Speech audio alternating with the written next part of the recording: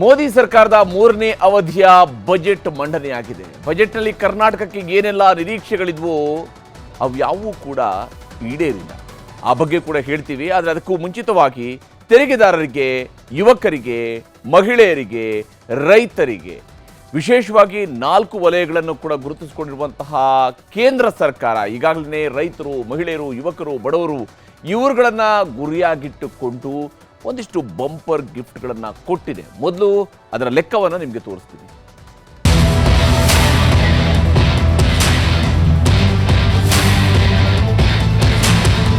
ಕರ್ನಾಟಕದಿಂದ ರಾಜ್ಯಸಭೆಗೆ ಹೋಗಿ ದೇಶದ ಅರ್ಥವ್ಯವಸ್ಥೆಯ ಚುಕ್ಕಾಣಿ ಹಿಡಿದಿರುವ ಮೇಡಂ ನಿರ್ಮಲಾ ಸೀತಾರಾಮನ್ ಇವತ್ತು 7ನೇ ಬಜೆಟ್ ಮಂಡಿಸಿದ್ರು. 1 ಗಂಟೆ 25 ನಿಮಿಷದ ಆಯವ್ಯಯ ಮಂಡನೆಯಲ್ಲಿ ಕರ್ನಾಟಕದ ಜನರ ನಿರೀಕ್ಷೆಗಳು ಹುಸಿಯಾದ್ರು. ಅಮೃತ ಕಾಲ ಭಾರತಕ್ಕೆ ಬೇಕಾದ ಲೆಕ್ಕವನ್ನ ಮಂಡಿಸಿದ್ರು. ये बजट समाज के हर वर्ग को शक्ति देने वाला बजट है. ये देश के गांव, गरीब किसान को समृद्धि की राह पर ले जाने वाला बजट है. 2024-25ರ ಕೇಂದ್ರ ಬಜೆಟ್ನಲ್ಲಿ ಯುವಕರು, ಮಹಿಳೆಯರು, ಬಡವರು, ನಿರುದ್ಯೋಗ ಅಭಿವೃದ್ಧಿಗೆ ಸಾಕಷ್ಟು ಕೊಡುಗೆ ಘೋಷಿಸಿದ್ದಾರೆ.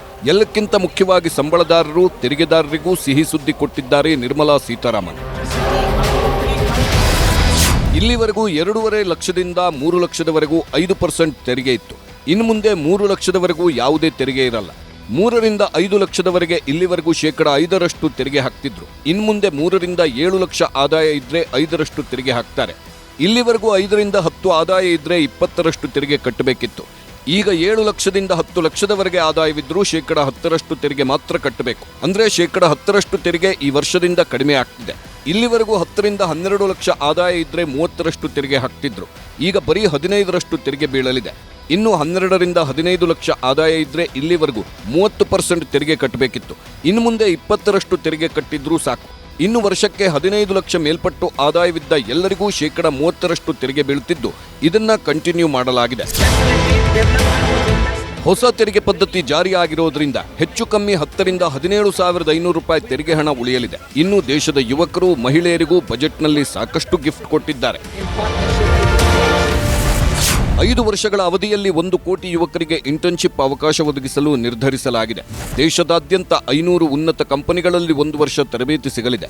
ತರಬೇತಿ ಪಡೆಯುವ ಯುವಕರಿಗೆ ಪ್ರತಿ ತಿಂಗಳು 5,000 ಇಂಟರ್ನ್ಶಿಪ್ ಭತ್ಯೆಯಂತೆ 1 ವರ್ಷಕ್ಕೆ 60,000 ರೂಪಾಯಿ ಕೊಡ್ತಾರೆ.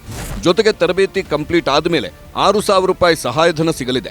ಇಂಟರ್ನ್ಶಿಪ್ ಬಳಿಕನೂ ಹೆಚ್ಚುವರಿ ಕೌಶಲ್ಯ ತರಬೇತಿ ಪಡೆಯುವುದಕ್ಕೂ ಅವಕಾಶವಿದೆ. ಅದಕ್ಕೆ 5 ವರ್ಷಗಳಲ್ಲಿ 20 ಲಕ್ಷ ಜನರಿಗೆ ಕೌಶಲ್ಯ ತರಬೇತಿ ಸಿಗಲಿದೆ. ಇದಕ್ಕೆ ಯಾವುದೇ ಭತ್ಯೆ ಸಿಗಲ್ಲ. ಆದರೆ ಕೌಶಲ್ಯ ತರಬೇತಿ ಪಡೆಯಲು 7.5 ಲಕ್ಷದವರೆಗೂ ಸಾಲ ಸಿಗಲಿದೆ. ಜೊತೆಗೆ ಕೌಶಲ್ಯ ತರಬೇತಿ ನೀಡಲು ದೇಶಾದ್ಯಂತ 1,000 ಘಟಕಗಳನ್ನು ಸ್ಥಾಪನೆ ಮಾಡುತ್ತಾರೆ. ಇನ್ನು ಉನ್ನತ ಶಿಕ್ಷಣ ಪಡೆಯೋರಿಗೆ 10 ಲಕ್ಷದವರೆಗೂ ಸಾಲ ವಿತರಿಸುವುದಾಗಿ ಘೋಷಣೆಯಾಗಿದೆ.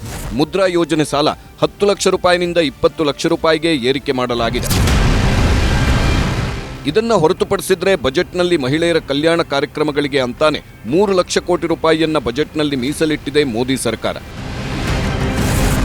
ಮಹಿಳಾ ಅಭಿವೃದ್ಧಿಗೆ 3 ಲಕ್ಷ ಕೋಟಿ ಮೀಸಲಿಡಲಾಗಿದೆ. ಪ್ರಮುಖವಾಗಿ ಉದ್ಯೋಗಸ್ಥ ಮಹಿಳೆಯರಿಗೆ ಸರ್ಕಾರಿ ಹಾಸ್ಟೆಲ್ ಸ್ಥಾಪಿಸಲು ನಿರ್ಧರಿಸಲಾಗಿದ್ದು, ಕೈಗಾರಿಕೆಗಳ ಸಹಯೋಗದಲ್ಲಿ ವಸತಿ ನಿಲಯ ಸ್ಥಾಪಿಸುವುದಾಗಿ ಬಜೆಟ್ನಲ್ಲಿ ಘೋಷಿಸಿದ್ದಾರೆ. ಕೃಷಿ, ರಕ್ಷಣಾ, ವಸತಿ, ಆರೋಗ್ಯ, ಸಾರಿಗೆ ಇಲಾಖೆಗಳಿಗೂ ಆಯವ್ಯಯದಲ್ಲಿ ಭರ್ಜರಿ ಘೋಷಣೆಯಾಗಿದೆ.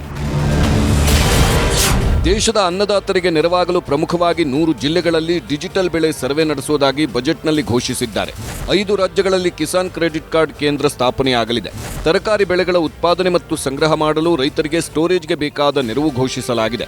ಎಣ್ಣೆಕಾಳುಗಳ ಉತ್ಪಾದನೆ, ಶೇಖರಣೆ, ಮಾರಾಟಕ್ಕೆ ಒತ್ತು ಕೊಡಲಾಗಿದೆ. ಇದನ್ನು ಬಿಟ್ಟರೆ ಪ್ರಧಾನಮಂತ್ರಿ ಆವಾಸ್ ಯೋಜನೆಯಡಿ ನಗರ, ತಾಲೂಕು ಭಾಗಗಳಲ್ಲಿ ಒಟ್ಟು 3 ಕೋಟಿ ಮನೆ ನಿರ್ಮಾಣಕ್ಕೆ ನಿರ್ಧರಿಸಲಾಗಿದೆ. ಇನ್ನು ಹರಿಯಾಣ, ಮಹಾರಾಷ್ಟ್ರ ಮತ್ತು ಜಾರ್ಖಂಡ್ ರಾಜ್ಯಗಳಲ್ಲಿನ ವಿಧಾನಸಭಾ ಚುನಾವಣೆ ಇದ್ದು 1.58 ಕೋಟಿ ಮತದಾರರನ್ನ ಸೆಳೆಯಲು 5 ಕೆಜಿ ಉಚಿತ ಅಕ್ಕಿಯನ್ನ 80 ಕೋಟಿ ಬಡವರಿಗೂ ಮುಂದುವರಿಸುವುದಾಗಿ ಘೋಷಿಸಿದ್ದಾರೆ.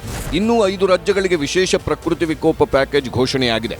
ಪ್ರಮುಖವಾಗಿ ಆಗಾಗ್ಗೆ ಪ್ರವಾಹಕ್ಕೆ ಸಿಲುಕುವ ಬಿಹಾರಕ್ಕೆ, ಪ್ರವಾಹ, ಹಿಮಪಾತ, ಭೂಕುಸಿತಕ್ಕೆ ತುತ್ತಾಗುವ ಹಿಮಾಚಲ ಪ್ರದೇಶಕ್ಕೆ, ಮೇಘಸ್ಫೋಟ, ವಿನಾಶಕಾರಿ ಭೂಕುಸಿತಕ್ಕೆ ಪದೇ ಪದೇ ನಡುಗುವ ಅಸ್ಸಾಂ, ಉತ್ತರಾಖಂಡ್ ಮತ್ತು ಸಿಕ್ಕಿಂಗೆ ಈ ಪ್ರಕೃತಿ ವಿಕೋಪ ಪ್ಯಾಕೇಜ್ ಅನ್ವಯ ಆಗಲಿದ್ದು, ಈ 5 ರಾಜ್ಯಗಳಲ್ಲೂ ಅಂತಾರಾಜ್ಯ ನದಿ ಜೋಡಣೆ ಮಾಡುವುದಾಗಿ ಬಜೆಟ್ನಲ್ಲಿ ಘೋಷಣೆಯಾಗಿದೆ.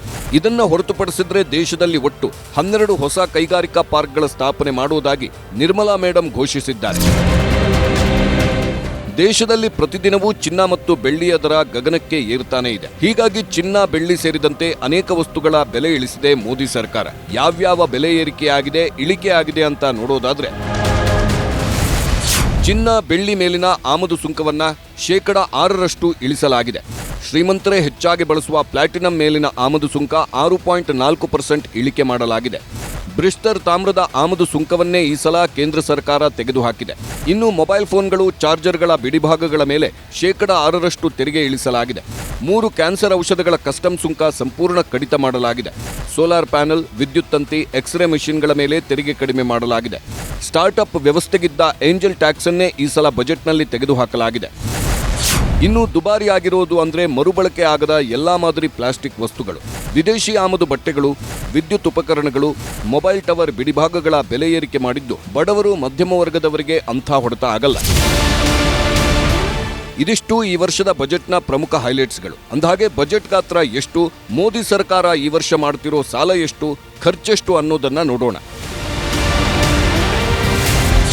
ಈ ವರ್ಷದ ಕೇಂದ್ರ ಸರ್ಕಾರದ ಬಜೆಟ್ನ ಒಟ್ಟು ಗಾತ್ರ ಅಂದ್ರೆ ಮುಂದಿನ 1 ವರ್ಷದಲ್ಲಿ ಖರ್ಚು ಮಾಡುವುದು ಒಟ್ಟು 48,21,000 ಕೋಟಿ ರೂಪಾಯಿ. ಇಷ್ಟು ಹಣ ಖರ್ಚು ಮಾಡೋಕೆ ಸರ್ಕಾರಕ್ಕೆ ಎಲ್ಲಾ ರೀತಿಯ ತೆರಿಗೆಗಳು ಮತ್ತು ಆದಾಯದಿಂದ ಹತ್ರತ್ರ 25,84,000 ಕೋಟಿ ರೂಪಾಯಿ ಹರಿದು ಬರುತ್ತೆ.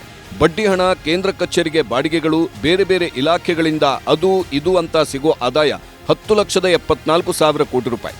ಇದೆಲ್ಲ ಬಿಟ್ಟು ಮುಂದಿನ 1 ವರ್ಷದಲ್ಲಿ ಲೆಕ್ಕ ಸರಿದೂಗಿಸೋಕೆ ಮೋದಿ ಸರ್ಕಾರ 11,63,000 ಕೋಟಿ ರೂಪಾಯಿಯನ್ನ ವಿದೇಶಗಳಿಂದ ಸಾಲ ಮಾಡಲಿದೆ. ಇದಿಷ್ಟು ಮೋದಿ ಸರ್ಕಾರದ ಇವತ್ತಿನ ಬಜೆಟ್ನ ಪ್ರಮುಖಾಂಶಗಳು. Bureau report, news 18. ಕನ್ನಡಿಗರ ನೆಚ್ಚಿನ ನ್ಯೂಸ್ 18 ಕನ್ನಡ ಈಗ ವಾಟ್ಸ್ಆಪ್ನಲ್ಲೂ ಲಭ್ಯ.